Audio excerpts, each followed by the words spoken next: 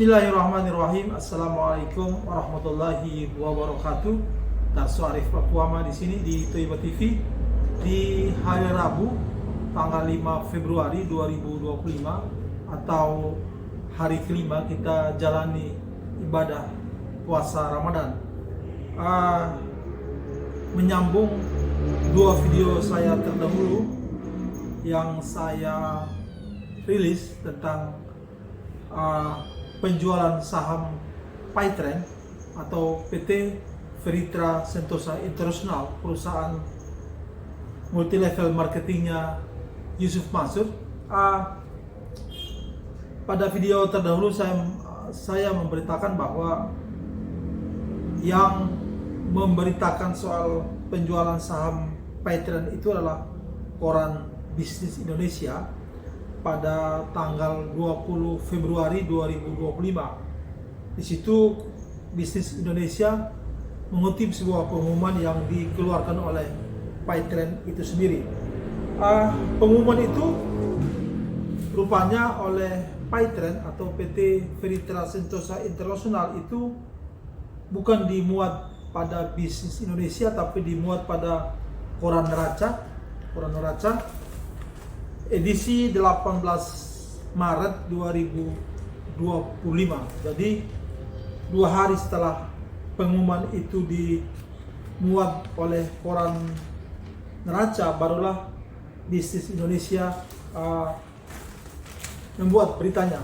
Saudara-saudara, kita tahu untuk mencari koran saat ini seperti apa susahnya. Jangankan koran-koran yang tidak populer di tengah masyarakat, koran yang populer sekalipun juga seperti Kompas, itu pun sulitnya minta ampun kita mencari di mana untuk kita membelinya. Di toko buku yang terkenal sekalipun juga sudah kita tidak temui lagi koran-koran itu dijajakan. Betapa sulitnya kita mendapatkan koran hari ini. Nah, saya akhirnya mendatangi redaksi Harian Ekonomi Neraca yang berada di Bendungan Hilir, Tanah Abang juga. Di sana saya mendapatkan koran edisi 18 Februari. Di situ memuat iklan PT Veritra Sentosa International ini. Iklannya iklan kolom, hanya 2 kolom. Terus panjangnya itu sekitar 5 cm, jadi 5 kali 5 cm kali 2 kolom. Pengumuman itu begini bunyinya, bahwa PT Veritra Sentosa International yang berkedudukan di kota Bandung, selanjutnya disebut perseroan, suatu perseroan yang didirikan berdasarkan hukum Republik Indonesia, dengan ini mengumumkan bahwa PT Veritra Sentosa International tersebut akan melakukan pelepasan 100% saham dalam perseroan atau akuisisi yang mengakibatkan beralihnya pengendalian atas perseroan bagi pihak-pihak yang berkepentingan, termasuk kreditur atau pihak ketiga lainnya yang ada kaitannya dengan perseroan tersebut, dapat menghubungi atau mengajukan keberatan secara tertulis dalam waktu 14 hari sejak tanggal pengumuman ini dengan menghubungi nomor 0813-677-55726 atau menghubungi Direksi Perseroan dengan alamat PT Veritra Sentosa International, Parahyangan Bisnis Park, The Suite Metro, Blok E57, Jalan Soekarno-Hatta, nomor 693, RT 006, RW 006, Jatisari, Buah Batu, Kota Bandung, Jawa Barat 40286. Pengumuman ini dimuat dalam rangka pemenuhan ketentuan dalam peraturan perundang-undangan yang berlaku, yaitu Pasal 127 Ayat 2 Jungto Ayat 8 Undang-Undang Nomor 10 Tahun 2007, Nomor 40 Tahun 2007 tentang Perseroan Terbatas Bandung 18 Februari 2025 Direksi Norman Sugianto. Ini pengumumannya di kolom yang sangat kecil. Saudara-saudara, dalam pandangan saya yang awam soal dunia saham, dengan membaca pengumuman ini dan membaca undang-undang yang dicantumkan dalam pengumuman ini, saya punya penciuman mengatakan bahwa sesungguhnya Paytrend, perusahaan milik Yusuf Mansur ini, sudah mengalihkan saham ini kepada pihak ketiga atau pihak lainnya. Kepada pihak siapa? Wallahu a'lam. Wartawan Bisnis Indonesia yang menulis berita ini pertama kali, yakni Anggara Fernando, itu dalam komunikasi dengan saya, dia mengatakan bahwa sejak tanggal 19 Februari sampai hari ini, konfirmasi yang dimintakan kepada Yusuf Mansur dan Norman Sugianto tentang kenapa menjual saham Paytrend dan siapa pihak yang membeli Paytrend itu tidak dijawab sama sekali. Sama halnya dengan saya, hari ini tanggal 5 Maret 2025 jam 4 sore, saya mengirim pesan WhatsApp kepada Norman Sugianto yang mana nomornya tertera dalam pengumuman di harian neraca ini.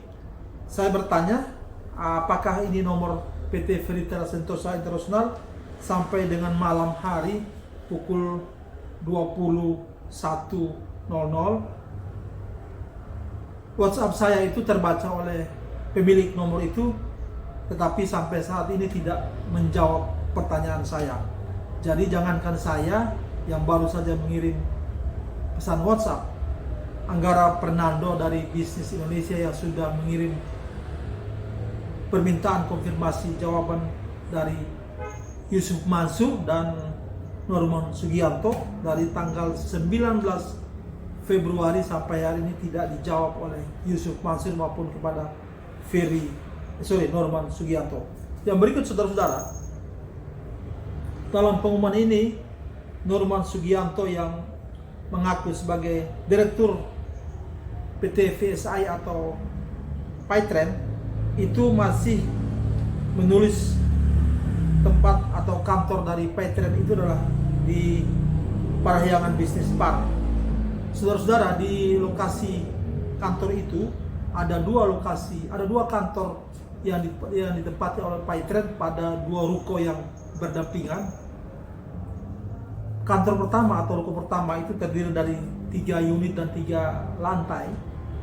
Itu sudah berpindah tangan kepada pihak yang lain, pindah ke pemilikannya. Di ruko itu tertulis PT Walanja, sebuah perusahaan yang juga mengurusi soal perdagangan online. Sedangkan pada unit ruko yang berikut itu memang masih ada nama tertulis di kacanya sebagai PT VSI, tetapi sesungguhnya dalam pengamatan saya beberapa bulan yang lalu, 1 atau 2 bulan yang lalu, itu sesungguhnya sudah tidak ada lagi kegiatan apa-apa, tidak ada lagi tanda-tanda kehidupan di situ. Dan menurut informasi yang saya dapat dari Pak AN, orang yang belakangan mengaku bahwa ruko itu sebenarnya milik dia, namun urusan perpindahan tangannya ke Paytrend itu belum selesai. Menurut Pak AN ini, ruko itu sebenarnya sudah diagunkan kepada sebuah bank pemerintah di Bandung. Juga ternyata Paytrend masih punya tunggakan pajak yang tidak sedikit dari ruko itu. Nah, saudara-saudara, poin saya kali ini saya mengatakan bahwa sebenarnya iklan yang dipasang oleh Paytrend, oleh Yusuf Mansur di koran ini sebenarnya sebuah kesengajaan. Ini dia sedang menghindar atau sedang menyusun sebuah rencana di mana dengan iklan ini berarti dia mau mengumumkan kepada kita semua bahwa Paytrend sudah berpindah tangan kepada pihak yang lain. Ini adalah sebuah upaya cuci tangan, sebuah upaya untuk menghindar dari tanggung jawab hukum di kemudian hari. Kita tahu selain tanggung jawab terhadap para pengguna aplikasinya yang berjumlah puluhan ribu atau bisa sampai dengan 1 juta orang ke atas, hari ini saudara-saudara, PayTrend juga masih menyisakan tanggung jawabnya kepada puluhan karyawannya, di mana berita terakhir bahwa karyawan itu sudah menggugat pihak PayTrend sampai ke Pengadilan Negeri Kota Bandung, dan menurut pengacaranya Jenny Mustafa tinggal menyerahkan aset-aset yang dimiliki oleh PayTrend kemudian akan disita oleh Pengadilan Negeri Bandung. Saudara-saudara, iklan kolom di koran hari ini sebenarnya hanya memenuhi persyaratan regulasi saja, tetapi sesungguhnya yang membacanya sudah tak ada. Dengan dimuatnya iklan ini, maka sebuah perusahaan itu sudah memenuhi ketentuan regulasi bahwa mereka sudah menjalankan peraturan yang ditentukan oleh undang-undang. Saudara-saudara, sekali lagi saya mau mengatakan bahwa iklan kecil di koran ini adalah sebuah pengalihan tanggung jawab saja. Nanti di kemudian hari Yusuf Mansur itu akan beralasan bahwa dia sudah mengumumkan kepada halayak, kepada masyarakat bahwa kepemilikan saham PayTrend itu sudah beralih kepada pihak lain. Apakah benar itu yang terjadi atau tidak, yang penting dia sudah memenuhi ketentuan undang-undang, yakni membuat iklan di sebuah koran. Terlepas dari koran itu dibaca orang atau tidak, pengumuman itu diketahui oleh halayak atau tidak, itu bukan lagi menjadi masalah. Saudara-saudara, berikut ini saya mau merilis atau melampirkan 2 video. Video pertama itu dipublish oleh pembuatnya pada bulan April 2017. Saat itu kita tahu bahwa PayTrend sedang ramai-ramainya dibicarakan oleh banyak orang. Yusuf Mansur sedang rajin-rajinnya mempromosikan PayTrend di mana-mana. PayTrend ketika itu sedang begitu booming, digandrungi oleh begitu banyak orang, dan ada kalimat Yusuf Mansur yang sangat menghipnotis banyak orang, yakni di mana Yusuf Mansur mengatakan bahwa PayTrend akan mengambil alih BCA, PayTrend juga akan mengambil alih Bank Indonesia. Bagi mereka yang awam, bagi mereka yang terpesona dengan Yusuf Mansur, bagi pemuja-pemujanya Yusuf Mansur, ini adalah sebuah hal yang sangat memotivasi mereka untuk membeli aplikasi PayTrend. Ini adalah kalimat-kalimat racun yang disebarkan oleh Yusuf Mansur sehingga orang begitu menggandrungi PayTrend lalu membeli aplikasi itu, dan akhirnya seperti apa. Video berikut yang saya lampirkan di sini itu adalah sebuah video yang dipublish oleh pembuatnya pada bulan Juni 2024 atau 1 bulan setelah PayTrend Asset Management, perusahaan manajer investasinya Yusuf Mansur itu dibekukan oleh OJK. Dalam video ini kita akan diberikan pemahaman kenapa PayTrend MLM-nya Yusuf Mansur ini, PT Ferriter Sentosa International ini, perusahaannya kemudian mati dan ditinggalkan oleh para pengguna aplikasinya. Apa sebabnya dan kenapa PayTrend itu bisa mati? Nanti penjelasan dari pembuat video ini bisa membuat kita menjadi maklum adanya.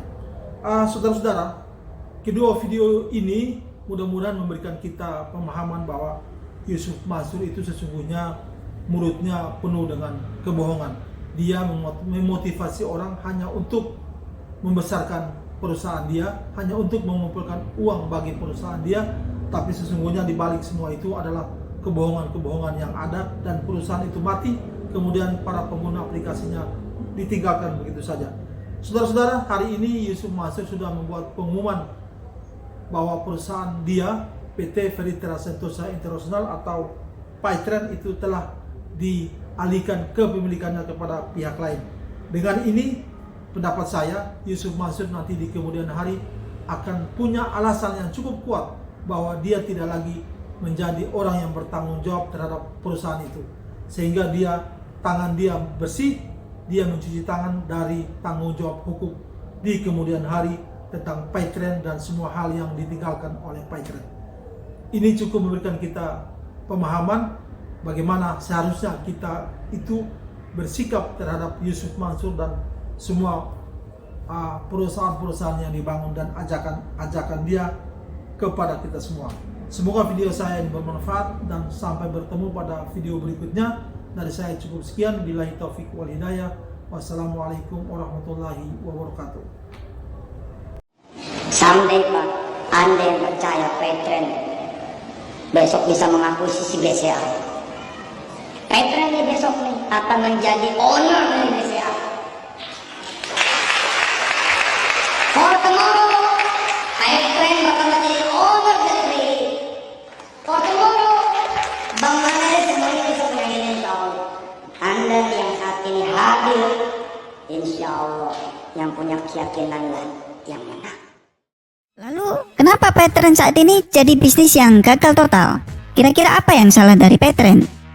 Oke, yang pertama, kita lihat tujuannya sudah bagus. Target pasar juga sudah jelas untuk user-user yang suka cashless. Apalagi zaman sekarang, pembayaran cashless sudah menjadi tren pasar. Nah, sekarang kita lihat kualitas produk yang ditawarkan. Kalau dilihat lebih detail, ternyata aplikasi ini terlalu banyak bug dan error. Mulai nggak bisa login sampai pas transaksi suka error terus. Ya jelas, ini membuat kesal para penggunanya. Dan kalau masalah ini nggak bisa teratasi dengan baik, user pasti akan menghapus produk ini dan meninggalkan kesan yang buruk. Jadi nggak heran kalau aplikasi ini sekarang dapat rating yang rendah di Google Play Store. Oke, sekarang sudah jelas ya. Salah satu problem utamanya yaitu ada pada produk. Karena ini berbasis IT, tentu saja ada yang salah. Eksekusi antara pimpinan dan divisi programmer yang membuat coding produk aplikasi tersebut, baik back-end maupun front-end-nya terkesan masih amatiran. Gak bisa menyelesaikan error pada aplikasi tersebut. Padahal masalah ini sudah muncul dari awal dirilis sampai sekarang. Itu programmernya ngapain aja ya? Anak magang kali. Ajarin dong sepuh. Nah, kalau produknya sendiri sudah bermasalah, lalu ngapain kita promoin? Hasilnya ya jelas bakal zonk, malah buang-buang duit, hilang begitu aja. Sayang sekali ya, ide dan tujuannya yang sudah bagus tidak dapat dieksekusi dengan baik. Struktur organisasi perusahaannya kalau kalian lihat itu diisi oleh orang-orang yang kurang berpengalaman dan bukan pada bidangnya. Bahkan saya lihat di struktur organisasinya ada yang namanya Widah, yang gak lain adalah anak dari Yusuf Mansur sendiri. Gak apa-apa sih, namanya orang tua pengen anaknya ikut berpartisipasi mengembangkan perusahaannya. Tapi jangan langsung dapat posisi jajaran direksi dong. Padahal pengalamannya nggak ada. Terus background Yusuf Mansur ini kan motivator. Sedangkan perusahaan yang dijalankan ini berbasis IT, yang saya yakin Yusuf ini nggak ngerti sama sekali tentang coding, development produk, analisa pasar, pemasaran produk, legalitas hukum, dan lain-lain. Ingat ya, walaupun kamu sebagai founder atau pemegang saham terbanyak yang ikut bekerja dalam organisasi perusahaan, kamu itu harus bisa membentuk winning team yang solid, berpengalaman, dan berkompeten dalam bidangnya. Gak ada yang namanya perusahaan bisa sukses ketika diisi oleh orang-orang yang plonga-plongo atau minim pengalaman. Apalagi dia duduk di jabatan yang penting. Wah, cepat atau lambat ya bakal bubar itu perusahaan. Setelah mengantongi izin resmi, Petren mulai bergerilya dalam menjalankan berbagai macam bentuk promosinya. Seperti pada akhir tahun 2018-an, Petren membeli 10% saham klub sepak bola di Polandia senilai 42 miliar rupiah. Langkah ini cukup fatal, ceroboh, dan aneh sih.